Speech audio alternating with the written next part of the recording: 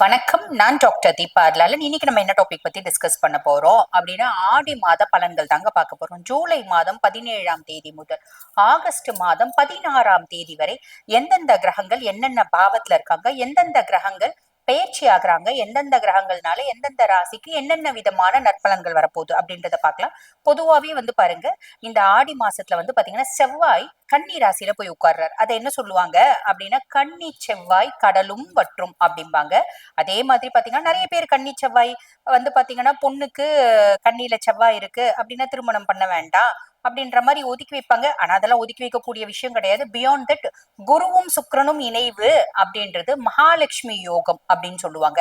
இதெல்லாம் பாருங்க, நிறைய ராசிகளுக்கு, ஆல்மோஸ்ட் எல்லா ராசிகளுக்கும் இந்த ஆடி மாதத்துல நடக்க போகுது. இது என்னென்ன மாதிரி நற்பலன்கள் சட்டுன்னு பார்த்துக்கலாம் பாங்க. கன்னி ராசி அன்பர்கள், உங்களுக்கு இந்த ஆடி மாதம் எப்படி இருக்கு அப்படின்னு பாக்கலாங்க. முதல்ல பாருங்க, 6ஆம் பாவம் ருணரோக சத்ருஸ்தானத்துல ராகு.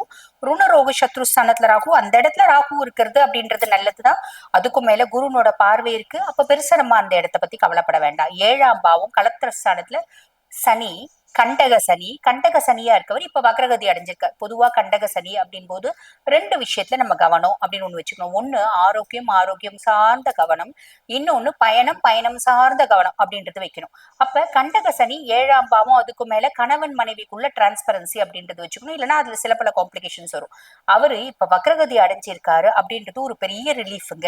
எப்படி அப்படின்னா, கன்னிராசி அன்பர்களுக்கு இவ்வளவு நான் வெஞ்சன்ஸ் வச்சுட்டு இருக்கேன், அவங்கள வறுத்தெடுக்கணும் அப்படின்னு சொல்லிட்டு நான் பிளான் பண்ணிட்டு இருக்கேன். இந்த 4.5 மாசம், அதாவது இந்த 137 நாள் அவங்கள பெருசா கண்டுக்க மாட்டேன் அப்படின்னு சொல்லலாம். அது ஒரு பெரிய பிளஸ் இல்லைங்களா?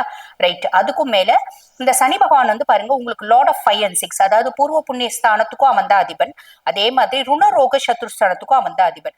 இப்ப அவன் மகரகதி அடைஞ்சிருக்கிறதுனால என்ன ஆகும் அப்படின்னா, இந்த பூர்வ புண்ணிய ஸ்தானம் ரிலேட்டடான சில விஷயங்கள், என்னோட ஆசைகள் இருக்கு. நான் என்னோட பூர்வீக சொத்து நிறைய இருந்துச்சுப்பா, அது எப்பயோ பிரிச்சாங்க, எனக்கு இவ்வளோண்டு தான் கொடுத்தாங்க, இன்னும் எவ்வளோ வர வேண்டியிருக்கு, இப்ப போய் எங்க யார் கொடுக்க போறாங்க அப்படின்னா, யாரோ வீட்டுல இருக்கவங்க, இப்ப அக்கா அண்ணன் தம்பி யாரோ, பாவம் எங்க அண்ணன் கஷ்டப்படுறான், என் தங்கச்சி கஷ்டப்படுறா, அவ்வளோ சொத்து அவங்களுக்கு கொடுக்க வேண்டி இருந்துச்சு, நாங்க தான் ஏமாத்திட்டோம், இப்ப நாங்களே ரொம்ப கில்ட்டா ஃபீல் பண்ணி கொஞ்சம் காசு கொடுக்கும். அந்த மாதிரி பூர்வீகம் சம்பந்தப்பட்ட சில பிளஸ் அப்படின்றது, நிறைய ஆசைகள் இருக்கு அப்படின்னா அதுல ஒரு சிலது நம்மளுக்கு பாசிட்டிவா வர்றதுக்கு வாய்ப்பு உண்டு. சனி கொடுப்பார். அதுக்கும் மேல பிள்ளைங்க சார்ந்து நிறைய கஷ்டம் இருக்கு.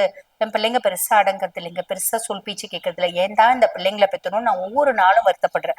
பிள்ளைங்க பாருங்க, நான் சொல்றதுக்கு முன்னாடி படிக்கணும்னு ஆசைப்படுறேன், நான் சொல்றதுக்கு முன்னாடி இந்த வேலையை செய்யணும்னு ஆசைப்படுறேன், ரொம்ப சமத்தா இருக்கணும்னு ஆசைப்படுறேன். இப்படி பல ஆசைகள் இருக்கு அப்படின்னா அதுல ஒரு சிலதை சனி பகவான் நிவர்த்தி பண்ணி கொடுப்பாரு, அதாவது நிறைவேற்றி கொடுப்பாரு அப்படின்னு சொல்லலாம். இது வக்ர சனியினோட ஒரு பெரிய பிளஸ். அதுக்கும் மேல 9ஆம் பாவம் பாக்கியஸ்தானத்துல சுக்கிரன். பாக்கிய சுக்கிரன் அப்புறம் என்னப்பா, ஒரு அதிர்ஷ்டம் அப்படின்னாலே அங்க சுக்கிரனை தான் நம்ம முதல்ல யோசிக்கணும். அவனே பாக்கியஸ்தானத்துல உட்கார்ந்துட்டு இருக்கா அப்படின்னும் போது நம்மளுக்கு ஏதோ ஒரு விதத்துல குட் லக், ஃபார்ச்சூன் அப்படின்றத சுக்கிர பகவான் கொடுப்பாரு. ஆடி மாசம் 10ஆம் தேதி 9ஆம் பாவத்துல இருந்து 10ஆம் பாவத்துக்கு போறாரு. 10ஆம் பாவம் தொழில் குருவா இருக்காரு. தொழில் குருவோட போய் இவர் இணைகிறார். இததான் பாத்தீங்கன்னா மகாலட்சுமி யோகம், லக்ஷ்மி யோகம் அப்படின்னு சொல்லுவாங்க. இதுவும் பாருங்க, தொழில்ல ஒரு அதிர்ஷ்டம், தொழில்ல ஒரு முன்னேற்றம், தொழில்ல ஒரு மேன்மை, தொழில்ல ஏதோ ஒரு விதத்துல பரவாயில்லப்பா, புதுசா நிறைய கஸ்டமர்ஸ் வராங்க, பிசினஸ் நல்ல சூடு பிடிக்குதுப்பா, பிசினஸ் நல்லா டெவலப் ஆகுது அப்படின்ற மாதிரி ஒரு அமைப்பு. 11ஆம் பாவம் லாபஸ்தானத்துல சூரியன். லாபஸ்தானத்துல சூரியன் போது அரசு, அரசாங்கம் சார்ந்த நிறைய விஷயங்கள் நம்மளுக்கு பாசிட்டிவா நடக்கும். ஏன்னா உங்களுக்கு பாருங்க, லாபஸ்தானத்துல சூரியன் புதனோட இணைஞ்சிருக்காரு. ஆனா புதன் வக்ரகதி அடைஞ்சிருக்காரு. ஆடி மாதம் 2ஆம் தேதி புதன் வக்ரன், ஆடி மாதம் 26ஆம் தேதி பாத்தீங்கன்னா வக்ர நிவர்த்தி. ஆல்மோஸ்ட் ஆடி மாசம் முழுசும் வக்ரத்துலதான் இருக்காரு. அப்ப படிக்கிற பிள்ளைங்க படிப்புல கொஞ்சம் நிறைய கான்சென்ட்ரேஷன் பண்ணணும், சிம்பிள், அவ்வளவுதான். மத்தபடி பெருசா கவலைப்பட வேண்டியதுல. 12 செவ்வாய் கேது இணைவு.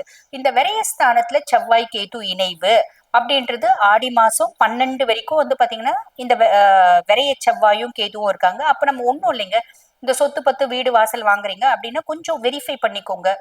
அந்த லீகல் பேப்பர்ஸ்ல நல்லா நீங்க செக் பண்ணிடணும்.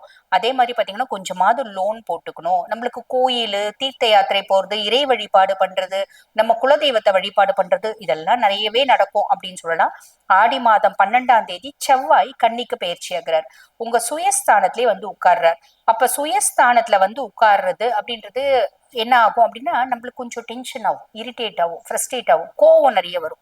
அதை மட்டும் கொஞ்சம் கண்ட்ரோல் பண்ணிக்கினா போதுமானது அப்படின்னு சொல்லலாம். ஆன் தி ஹோல் இந்த ஆடி மாதம் நாங்க கன்னி ராசி அன்பர்கள் எங்களுக்கு எப்படிங்க இருக்கும் அப்படின்னா ரொம்பவே நல்லா இருக்கும். சனி வக்ரம் அடைஞ்சிருக்கிறது அப்படின்றது ஒரு பெரிய பிளஸ். இந்த குரு சுக்கிரன் இணைவு அப்படின்றது இன்னொரு பிளஸ் அப்படின்னு சொல்லலாம்.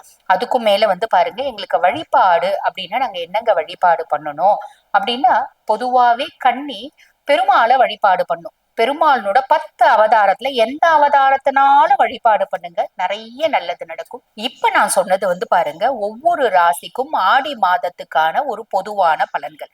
இது 50% தாங்க. 100% உங்களுக்கு தெரிஞ்சுக்கணும் அப்படின்னா உங்க சுய ஜாதகத்தையும் நீங்க கம்பேர் பண்ணி பார்த்துக்கணும். ஏன்னா அது 50%, இது 50%. சுய ஜாதகத்துல என்னென்ன கிரகங்கள் என்னென்ன பாவங்கள்ல இருக்காங்க, முக்கியமா சனி என்ன பாவத்துல இருக்கா, என்ன தசையில நீங்க இருக்கீங்க அப்படின்றத தெரிஞ்சுக்கிறது முழுசும் உங்களுக்கு தெரிஞ்சுக்க முடியும். அதாவது முழு பலன்களையும் நீங்க ரெண்டுத்தையும் வச்சு கம்பேர் பண்ணிக்க முடியும், சுய ஜாதகம் இதை வச்சு. இப்ப இந்த பதிவை பார்த்துருக்கோங்க, நாங்க எங்களோட சுய ஜாதகத்தையும் பார்க்கணுங்க, உங்ககிட்ட பார்க்கணும் அப்படின்னு விருப்பப்படுறீங்க அப்படின்னா, நான் பேசிட்டு இருக்கும் போது எங்களோட வாட்ஸ்அப் நம்பர் டிஸ்பிளேல போட்டிருப்பாங்க, 9994366066. அந்த நம்பருக்கு கால் பண்ணி அப்பாயின்மெண்ட் ஃபிக்ஸ் பண்ணி என்கிட்ட பேசிக்கலாம். தேங்க்யூ, வாழ்த்துக்கள்.